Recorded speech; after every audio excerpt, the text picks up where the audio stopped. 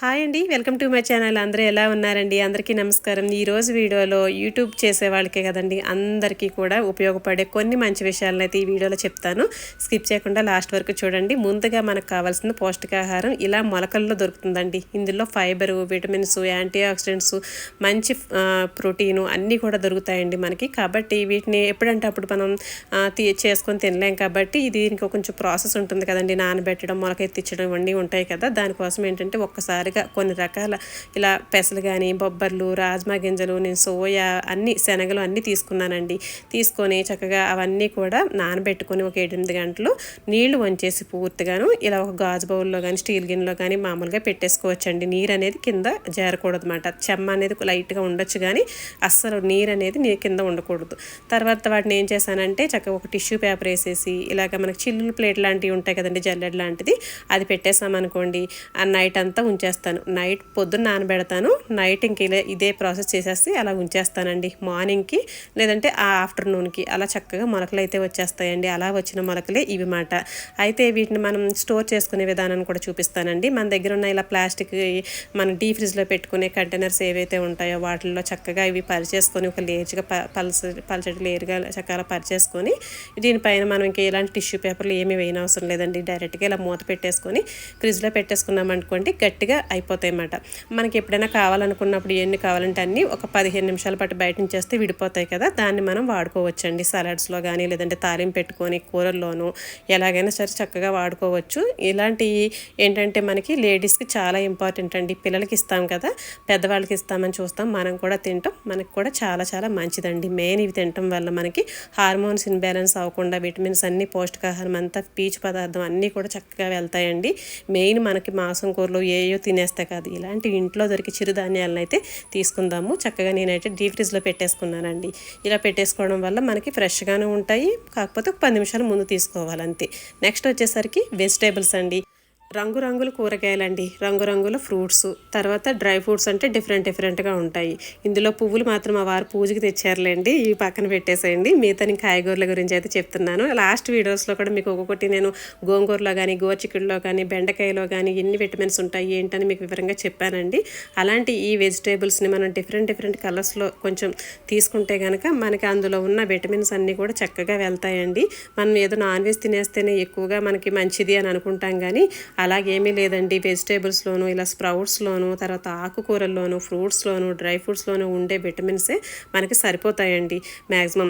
తర్వాత వారంలో ఎప్పుడైనా ఒకసారి కంపల్సరీ నాన్ వెజ్ అనేది తింటాం కాబట్టి అది కూడా మనకి సరిపోతుంది. అయితే పీచు పదార్థం, ఫైబర్ ఎక్కువగా ఉండేవైతే ఇవేనండి. వీటిని కనుక మనం మన ఇంట్లో ఉన్న మగపిల్లలకి, ఆడపిల్లలకి, తర్వాత పెద్దవాళ్ళకి, మనకి ఇంకా ఎవరికి ఇది కావాలి ఇది లేదని కదండి, అందరం కూడా ఈక్వల్గా తినే పోషక విలువలన్నీ కూడా మనకి ఈ ఆహారంలో ఉంటాయి. అయితే వీటిని శుభ్రంగా నీట్గా క్లీన్ చేసుకునే పద్ధతిని వీడియోని మన ఛానల్లో నేను పెట్టానండి ఆల్రెడీ. చక్కగా మనం ఎప్పటికప్పుడు ఫ్రెష్గా తీసుకొని అప్పటికప్పుడు ఒకసారి కడుక్కొని చక్కగా ఇంట్లో వాడేసుకోవచ్చు, ఈజీగా కూడా ఉంటుంది. అయితే వీటితో పాటు ఇప్పుడు సీజన్లో వచ్చే ఫ్రూట్స్ కూడా, ఈ నేరేడు పళ్ళు కూడా మనకి కిలో 200 రూపీస్ అండి. ఇప్పుడు సీజన్లో దొరుకుతాయి. ఈ సీజన్లో దొరికే ఏ పండును కూడా వదిలిపెట్టకండి. ఎందుకంటే ఆ సీజన్ బట్టి ఆ ఇమ్యూనిటీ పవర్ ఉన్న ఫ్రూట్స్ని తినడం వల్ల మన శరీరానికి కూడా చాలా ఉపయోగాలు ఉంటాయండి. ఇందులో vitamin A, calcium, magnesium, phosphorus, iron, potassium ఇలా ఎన్నో రకాల యాంటీ ఆక్సిడెంట్స్ అయితే ఉన్నాయండి. అందులో B6 అనే విటమిన్ కూడా చక్కగా ఉంటుంది, సి విటమిన్ ఉంటుంది, విటమిన్ బి ఉంటుంది. ఇవన్నీ ఉండడం వల్ల మనకి ఆరోగ్యానికి చాలా చాలా మంచి చేస్తాయండి. మన సీజన్లో వచ్చే ముంజులని, అలాగా జామ పళ్ళని, మామిడి పళ్ళని అలా తింటూ ఉంటాం కదా, అవన్నీ కూడా సీజన్లో వచ్చినవి తినడం వల్ల మనకి కావాల్సిన పౌష్టికాహారం కూడా మన బాడీకి అందుతుందండి. అయితే నేను కాస్త ఉప్పు వేసేసి ఒక 1/2 అవర్ పాటు నీళ్ళలో నానబెట్టేస్తానండి. తర్వాత 2-3 సార్లు కడుక్కొని, గ్రేప్స్ అయినా ఇలాంటి ఫ్రూట్స్ అయినా ఏ అయినా సరే ఇలా కడుక్కోవడం వల్ల ఎంతో కొంత నీట్గా క్లీన్ అయిపోతాయి కాబట్టి. నెక్స్ట్ వచ్చేసరికి ఇదిగోండి, చక్కగా మనకి వీలైనప్పుడు ప్రశాంతంగా ఉండడానికి, మన మైండ్ పీస్ఫుల్గా ఉండడానికి కాసేపు ఇలాంటి చక్కగా గోశాలలో కానీ, మీ దగ్గర ఉన్న ఇలాంటి పార్కులో కానీ చక్కగా గడపండి. దేవాలయానికి వెళ్ళండి, చక్కగా మనశ్శాంతిగా ఉంటుంది, కాసేపు మైండ్ రిలాక్స్ అయిపోతుందండి. మన ఇంట్లో ఉంటే ఏదో ఒక మూల పనులని లేదంటే ఎవరో ఒకరు రావడం అని ఏ ఒకటి మనం పులుముకుంటూనే ఉంటాము. కానీ ఇలాంటి చక్కగా ఒక గోశాలకు వచ్చి చక్కగా కాస్త గ్రాసం వేసి మనం గుడికి వెళ్ళి దేవాలయంలో ఆ దేవుణ్ణి దర్శించుకుంటే కనుక ఎంత అందంగా ఉంటుందో, ఎంత ఆనందంగా ఉంటుందో కదండి. మైండ్కి ఇదే ఒక మెడిటేషన్ అండి.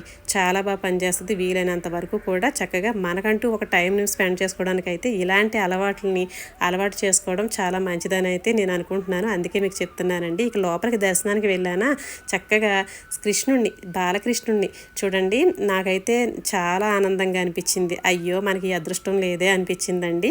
ఇంకా అక్కడ లోపలికి దర్శనానికి వెళ్ళేసరికి ఇలా ఒక చిన్న బుట్టలో బాలకృష్ణుడిని పెట్టుకొని ఆ కృష్ణయ్యకి చక్కగా జుట్టు, తర్వాత పిల్లన గ్రోవి, కిరీటం, చక్కగా ఎప్పటికప్పుడు బట్టలు చక్కగా డిజైన్గా కుట్టుకొని చక్కగా స్వామికి అలంకరించి పొద్దున్న వాళ్ళు లేచిన కాడి నుంచి సాయంత్రం వరకు కూడా వాళ్ళు తినే ప్రతి పదార్థాన్ని నివేదనగా స్వామికి చేసి వాళ్ళు ఎక్కడికి వెళ్ళినా కూడా ఈ బాలకృష్ణుడిని చక్కగా చేతితో తీసుకుని వెళ్తారంటండి.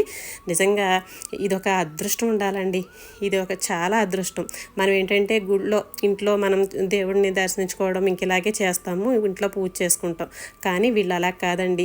వాళ్ళు కృష్ణయ్యకి ఏది నివేదించకుండా, ఏది చెప్పకుండా ఏది చేయరంటండి.